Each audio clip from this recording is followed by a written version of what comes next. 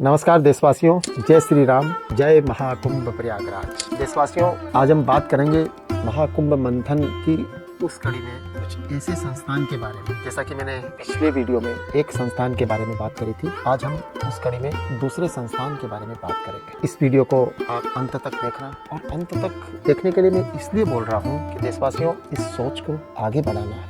भले कोई भी बढ़ाए, लेकिन ये चर्चा, ये मंथन लगातार होना चाहिए। और हमारे कुंभ के महामंथन से ही अमृत निकला था। आज जबकि परिस्थितियां हर तरीके से हमारे अनुकूल है, तो हम यदि कुछ सोचेंगे, बोलेंगे, मंथन करेंगे, तो कुछ न कुछ तो निश्चित निकलेगा। और हम इतने सौभाग्यशाली हैं कि हमें प्राचीन कड़ियों को आगे ही बढ़ाना है। भारत के प्राचीन मंथन पर आगे बढ़ना है। हमें इतने नए शोध करने की आवश्यकता नहीं पड़ेगी, शोध किया जा चुका है। आज हमको उन चीजों को पुनः स्थापित करना है। पुनः स्थापित करके हमें भारत के गौरव को आगे बढ़ाना है। हमें भारत को विश्व में प्रतिष्ठित करना है। तो देशवासियों, आज हम बात करेंगे भारत की सबसे महत्वपूर्ण प्राचीन धरोहर ग्रंथों की, जो वेद, पुराण, उपनिषद, महाभारत, रामायण, संविधान के अलावा अन्य सिद्धांत के ग्रंथ, जैसे कि सूर्य सिद्धांत, अंतरिक्ष विज्ञान के ग्रंथ, विमान शास्त्र, परमाणु शास्त्र, पक्षी विज्ञान के ग्रंथ, आयुर्वेद, धातु विज्ञान, ज्योतिष विज्ञान, शरीर शास्त्र, ग्रह शास्त्र, वास्तुकला, इंजीनियरिंग, नागा सेना, अर्थशास्त्र, सामुद्रिक शास्त्र, जो कि संस्कृत भाषा में लिखे गए हैं। इन उपरोक्त सभी शास्त्रों की कड़ी में कुछ शास्त्रों के बारे में मैं संक्षिप्त रूप से बोलना चाहूंगा। जैसे कि सूर्य सिद्धांत, और सूर्य सिद्धांत का जीता जागता प्रमाण हमारा कुंभ है। सूर्य सिद्धांत भारतीय खगोल शास्त्र का प्रसिद्ध और प्रमुख ग्रंथ है। सूर्य सिद्धांत में सौरमंडल के ग्रहों की गति, सृष्टि के निर्माण का समय और नक्षत्र के बारे में सटीक जानकारी मिलती है। ये सिद्धांत महान व्यक्तित्व आर्यभट्ट, वराहमिहिर जैसे ऋषियों ने शोध करके लिखा था। और इसकी प्रामाणिकता और समय की गणना आज भी 100% प्रामाणिक और सही है।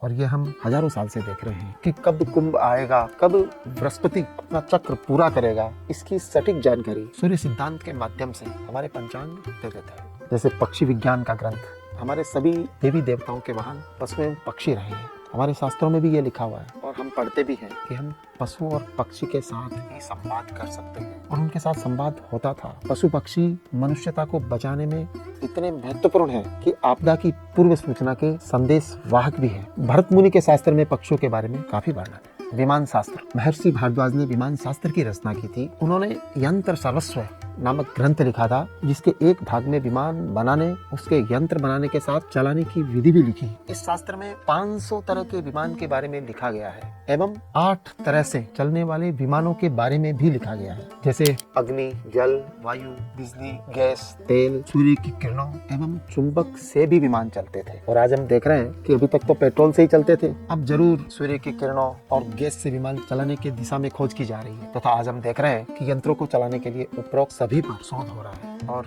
नासा भी हमारे प्राचीन ग्रंथों पर शोध कर रहा है। ज्योतिष विज्ञान ग्रंथ, इसमें हस्तरेखा, जन्म पत्रिका, मस्तिष्क विज्ञान, अंगूठा विज्ञान, हस्ताक्षर विज्ञान आदि प्रमुख ग्रंथ हैं, जिसके माध्यम से व्यक्ति के वर्तमान और भविष्य के बारे में देखा जा सकता है। चिकित्सा में आयुर्वेद भारत की प्राचीन चिकित्सा प्रणाली आज भी दुनिया भर में उपचार का माध्यम बनी हुई है। इसके अलावा प्राचीन भारतीय धर्म और दर्शन में ज्ञान और सत्य की खोज, सामाजिक व आर्थिक विकास व्यवस्था, व्यापार और संपर्क व्यवस्था, शिक्षा और अनुसंधान, गणित, रसायन विज्ञान, इन सभी विषयों के बारे में चर्चा की गई है। ये था कुछ शास्त्रों, भारतीय दर्शन के बारे में संक्षिप्त विवरण। ऐसे अनेक शास्त्रों की रचना हमारे ऋषि मुनियों द्वारा हजारों वर्षों पहले कर दी गई। ये हमारा दुर्भाग्य था कि ऐसे सारे ग्रंथ हमारे पास सुरक्षित थे। नालंदा और तक्षशिला में लाखों पुस्तकें थी, लाखों शोध करीबी पांडुलिपियां थी, लेकिन सब जला दी गई। और 1000 साल का समय काल ऐसा चला कि हम कुछ नहीं कर पाए।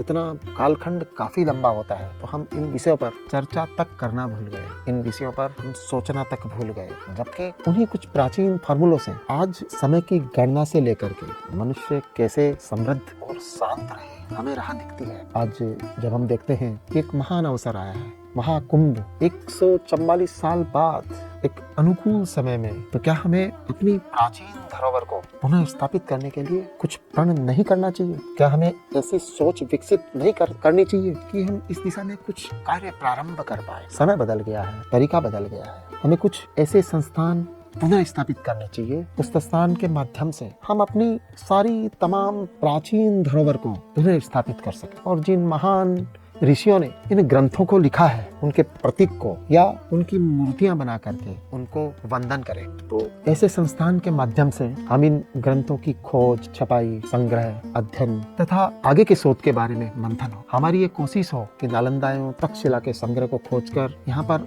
उन ग्रंथों को विराजमान किया जाए और इन ग्रंथों को संक्षिप्त रूप से स्कूल व महाविद्यालय के पाठ्यक्रम का हिस्सा बनाया जाए, जिससे आने वाली पीढ़ियां इनको पढ़ करके आगे बढ़ सके, उनके डीएनए में सुधार हो, भारत की आने वाली पीढ़ियों को खोज की नई राह दिखे। और ये हमारे डीएनए का ही कमाल होगा, ये हमारे संस्कार का ही कमाल होगा कि इतने कम संसाधन और विपरीत परिस्थितियों के बाद भी भारत के युवा भारत के प्राचीन सनातन सिद्धांत की खोज कर रहे हैं। उनकी शुरुआत खोज पूरे विश्व को अभिभूत और अचंभित कर रही है। हम देखते हैं और हम देख रहे हैं कि भारत के अलावा अन्य की खोज ने पतन और मनुष्यता का नुकसान ही किया है।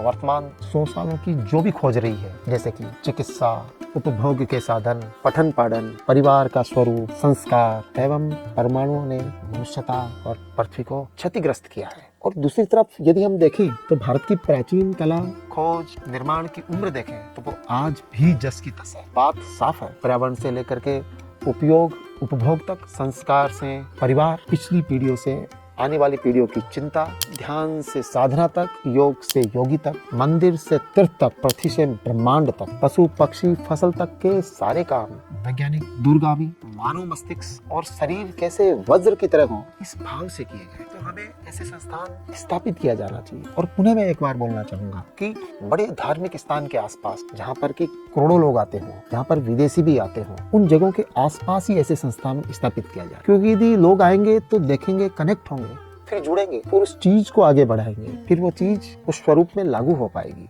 और हम ये देख रहे हैं और हम सभी को पता है कि कुंभ की जगह कितनी सनातन, कितनी प्रमाणिक है।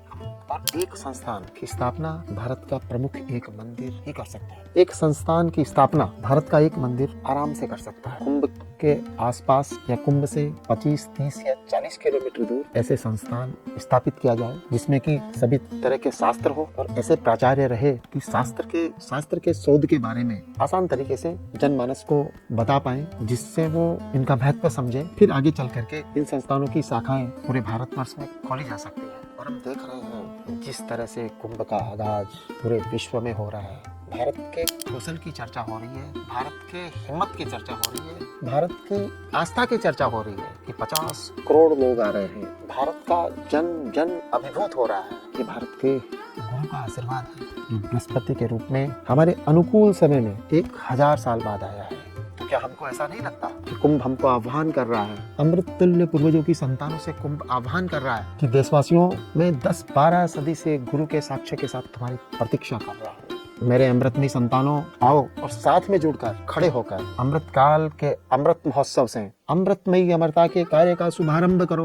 भारत माता की संतानों, मानवता, विश्व शांति, सद्भाव के साथ भारत भूमि के सिद्धांत सनातन की स्थापना करो। देशवासियों, ये हमारे लिए दुर्लभतम मौका है। इन 45 दिनों में हर एक देशवासी को कुंभ में जाकर के डुबकी लगानी चाहिए और पूरे भारत के कोने कोने से आए हुए ऋषियों, साधु और संतों के तप से अपने को कनेक्ट करना चाहिए। ये मौका है, ये दुर्लभतम मौका है। आपको एक ही जगह पर साधु संतों के आभा मंडल से आप कनेक्ट कर पाओगे, उनसे आशीर्वाद ले पाओगे।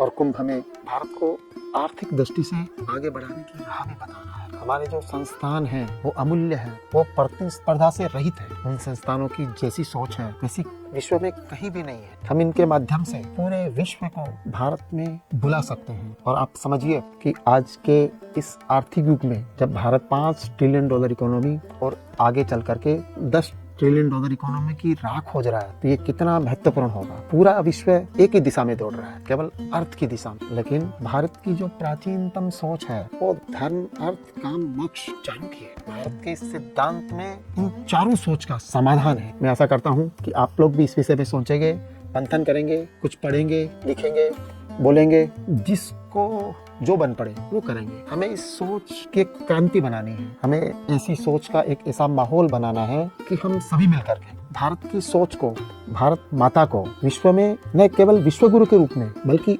आर्थिक ताकत के रूप में पुनः स्थापित कर पाए। आपको मेरा वीडियो अच्छा लगे तो कमेंट्स में जय श्री राम, जय महाकुंभ अवश्य लिखें। अगली कड़ी में फिर मैं इसी क्रम का तीसरा वीडियो लेकर के आऊंगा। तब तक के लिए जय श्री राम, जय महाकुंभ।